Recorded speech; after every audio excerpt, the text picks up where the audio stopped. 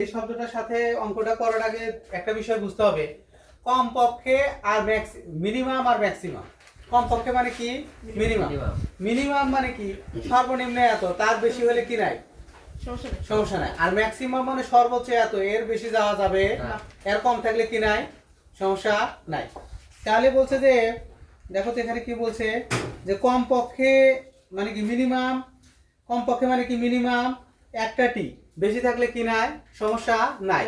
তাহলে আমরা এখানে 3 নাম্বার না, 3 নাম্বার হচ্ছে কমপক্ষে একটি টি আসার নমুনা ক্ষেত্র। কমপক্ষে একটা টি কার মধ্যে আছে, এর মধ্যে আছে, এর মধ্যে আছে, এর মধ্যে আছে, এর মধ্যে আছে, মধ্যে আছে, এর মধ্যে আছে। তাহলে কয়টা হবে? খালি প্রথমটা বাদে, তাই না? H H H H T, তারপরে কত এইচ টি এইচ, তারপরে কত এইচ টি টি, তারপরে কত টি এইচ এইচ, তারপরে কত টি এইচ টি, আরো আছে দেখো টি টি এইচ, তারপরে কত টি টি টি। তার মানে কয়টা আছে অনুকূল ফলাফল? কমপক্ষে একটি টি আসার অনুকূল ফলাফল হচ্ছে 7টি। অতএব কমপক্ষে কমপক্ষে একটি টি আসার সম্ভাবনা, সম্ভাবনা কত সমান 7 ভাগ কত,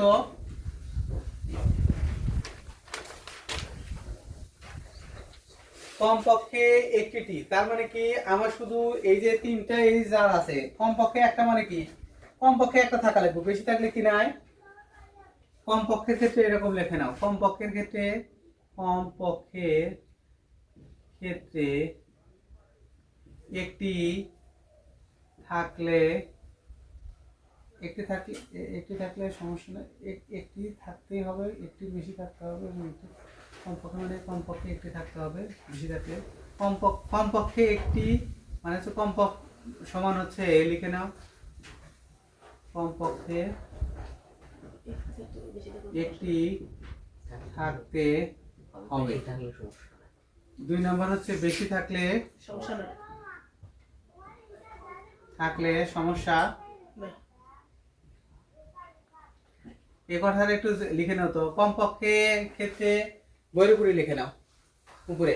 কমপক্ষের ক্ষেত্রে হচ্ছে কমপক্ষে একটি থাকতে হবে, বেশি থাকলে সমস্যা নাই। বইয়ের উপরে লিখে নাও একটু, বা যার বই আনাতে খাতা লিখে নাও।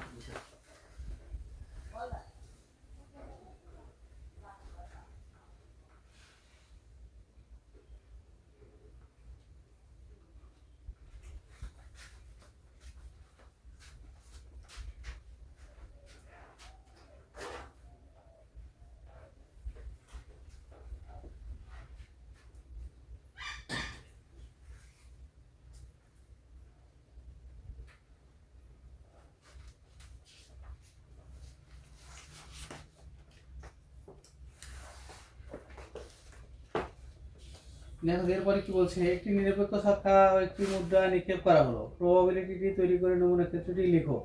ছক্কায় 5 এবং মুদ্রা এইচ আসার সম্ভাবনা বের করো। কমপক্ষের ক্ষেত্রে একটি, কমপক্ষের ক্ষেত্রে কমপক্ষে একটি থাকতে হবে, বেশি থাকলে কি নাই, সমস্যা নাই।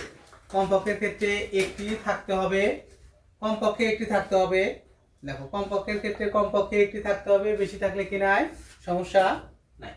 এটা বেশি দিব।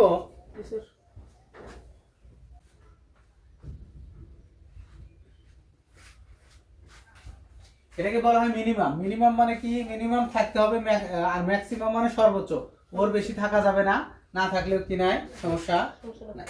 এখন দেখো তো বলছে যে 8 নাম্বার, একটি ছক্কা ও একটি মুদ্রা নিক্ষেপের প্রবাবিলিটি নিম্নরূপ। 8 নাম্বার উদাহরণ দেখো, একটি ছক্কা ও একটি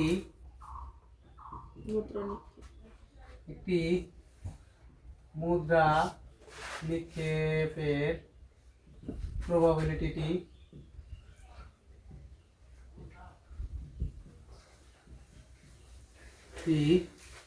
নিম্ন এই 10 মিনিট। একটি ছক্কা ও একটি মুদ্রা নিক্ষেপের প্রবাবিলিটিটি নিম্নরূপ, তাই তো? তাহলে একটা ছক্কা, প্রথমে একটা ছক্কা কয়টা হাত থাকে? দুইটা। তাই? ছয়টা। ছয়টা না? ছয়টা দেখছেন তাহলে। ও ছক্কা দেখছেন তাহলে। দুটো ছক্কা। তাই তো? তাহলে এখানে প্রথম 1, পাঁচটা হয়েছে। তো পাঁচটা হয়েছে, আরেকটা দিবে। আরেকটা না? 7, 10, 8। এদিকে দিছি না কি? 3 3 6, তাহলে এখানে একটা, তারপরে এখানে একটা, এখানে একটা, এখানে একটা, এখানে। এখানে। এখন এ হচ্ছে 1 2 3 4 5 6, আর এটা থেকে কয়টা বেরোছে? দুইটা, এইচ আর কত? টি, মুদ্রা। তাহলে এখানে কি হবে? মুদ্রা হবে। এখানে কি হবে? মুদ্রা। মুদ্রা।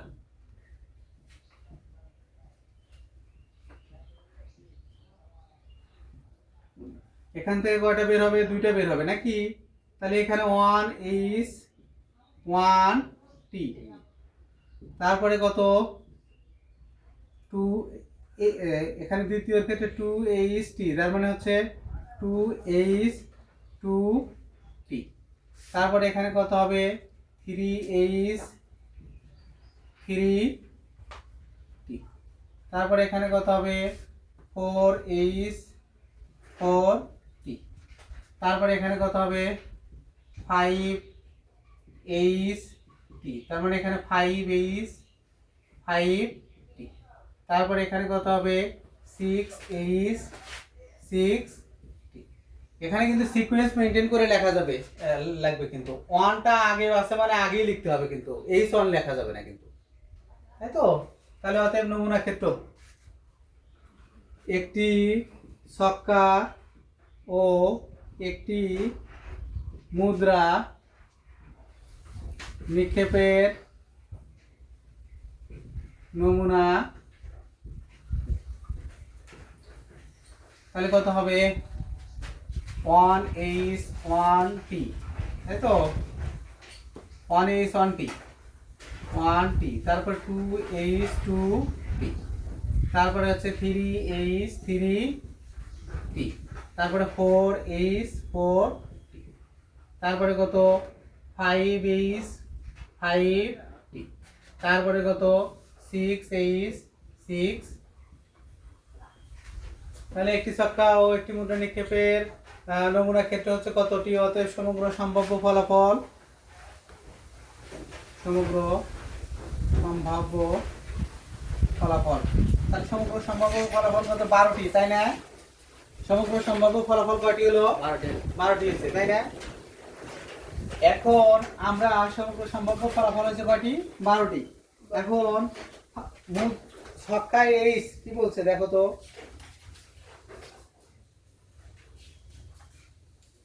বলছে যে ছক্কায় 5 মুদ্রা এইচ, ছক্কায়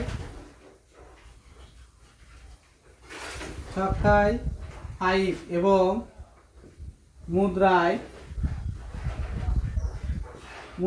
এইচ আসার অনুকূল ফলাফল কয়টি? একটি কিন্তু। এই যে ছক্কায় 5 আর মুদ্রায় এইচ, এই যে ছক্কায় 5 মুদ্রায় এইচ আসার অনুকূল ফলাফল কয়টি? একটি। অতএব ছক্কায় 5 এবং মুদ্রায় এইচ আসার সম্ভাবনা